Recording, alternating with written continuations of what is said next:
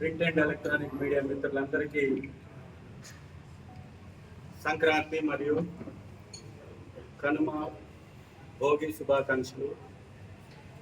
మీరు ఆలస్యంగా ఇది ఏర్పాటు చేసినందుకు అన్యతగా భావించొద్దు. ఈరోజు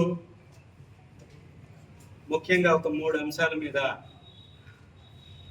మీతో కొన్ని విషయాలని షేర్ చేసుకోవాలని అనుకుంటున్నాను.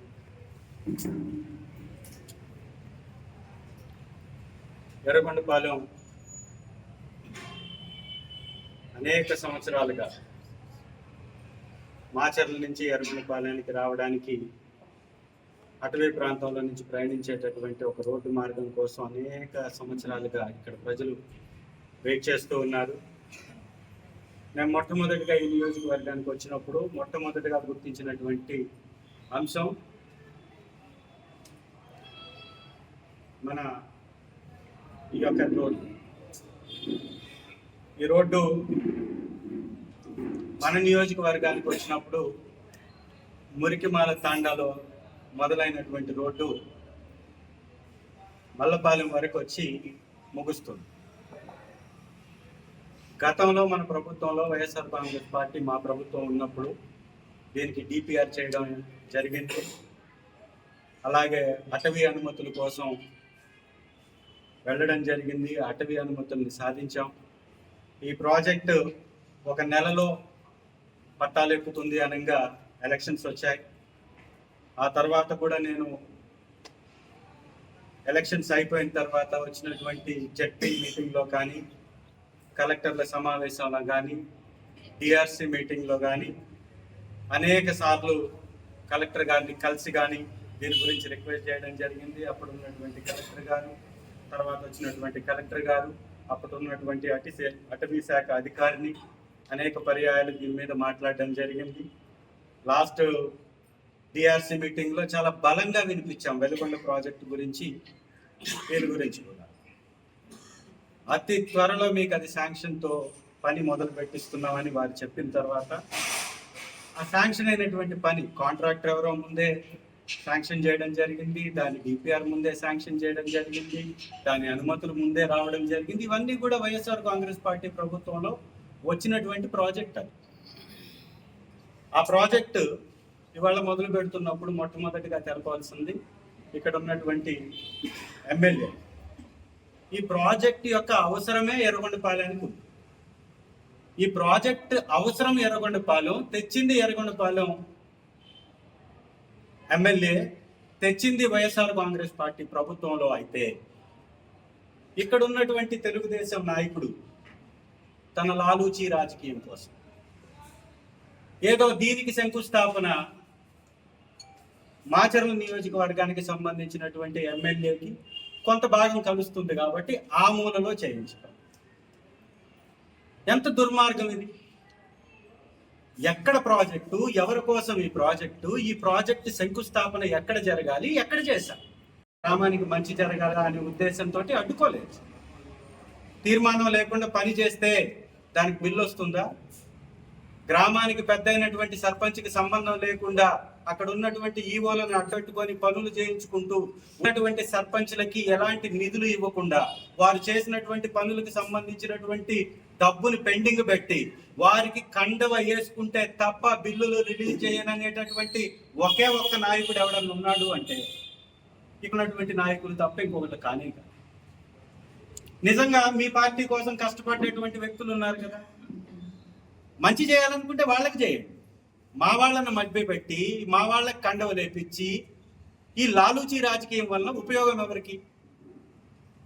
ఎవరు పని చేశారో వారికి బిల్లులు ఇవ్వకుండా వారి బిల్లుల్ని అడ్డుకుంటూ వారికి ఇవ్వాల్సినటువంటి పంచాయతీ సర్పంచ్ల యొక్క నిధుల్ని దుర్వినియోగం చేస్తూ వారి తీర్మానాలు లేకపోయినా పనులు మీరు సాగించగలుగుతున్నారు అంటే మా మంచితనం. మీరు దాన్ని చాతగానితనంగా తీసుకుంటే ఈ నియోజకవర్గానికి జరిగేటటువంటి అభివృద్ధి కార్యక్రమాలకి ఆటంకమైనా పర్లేదు అని మేమనుకుంటే సింగిల్ పనిని కూడా మీరు చేయలేరు, సింగిల్ రూపాయి కూడా మీరు డ్రా చేయలేరు. కొంత బాధాకరమైనప్పటికీ కూడా ఎన్నో సంవత్సరాల నుంచి పెండింగ్ ఉన్నటువంటి ప్రాజెక్టుని రోడ్డెక్కించి తీసుకొచ్చి ఈ నియోజకవర్గ అభివృద్ధిలో భాగస్వామ్యం అయినటువంటి ప్రభుత్వాన్ని పొగడటం పక్కన వదిలేసి మా ప్రభుత్వాన్ని నిందిస్తూ ఎమ్మెల్యేగా ఉన్నటువంటి ఇక్కడ ఎమ్మెల్యేని, ఎర్రగొండపాలెం ఎమ్మెల్యేని కూడా అపహాస్యానికి లోను చేయడం అత్యంత హేయమైనటువంటి చర్య.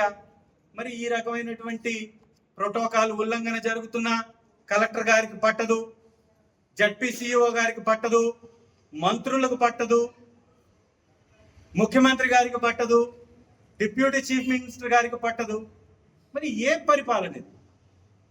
మరి గతంలో చంద్రబాబు నాయుడు గారు 23 సీట్లు ఉన్నప్పుడు ప్రోటోకాల్ లేదు మా ఎమ్మెల్యేకి అని మాట్లాడారు కదా.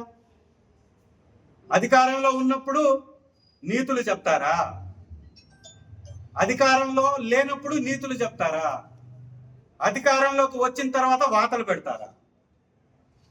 చెప్పే మాటకి చేసే పనికి పొంతన లేనటువంటి ఈ దుష్ట కూటమి ప్రభుత్వానికి నిజంగా కొంతన్న ఆత్మసాక్షి ఉంటే ఈ నియోజకవర్గానికి కొత్తగా అలాట్ చేసినటువంటి పని ఏంటో చెప్పమనండి.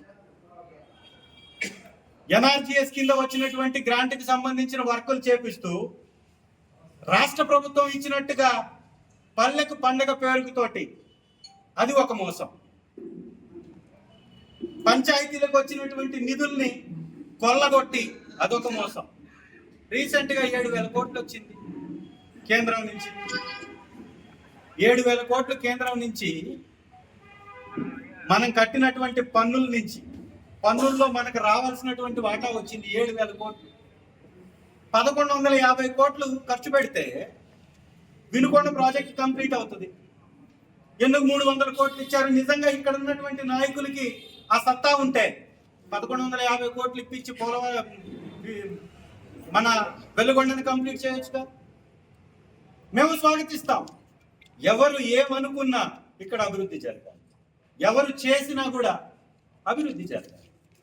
ఎవరి ద్వారా వచ్చినా కూడా అభివృద్ధి జరగాలి. స్వాగతిస్తాం మేము అభివృద్ధిని. కానీ ఈ విచ్చలవిడితనం మంచిది కాదని కూడా నేను మీ ద్వారా తెలియజేసుకుంటున్నా.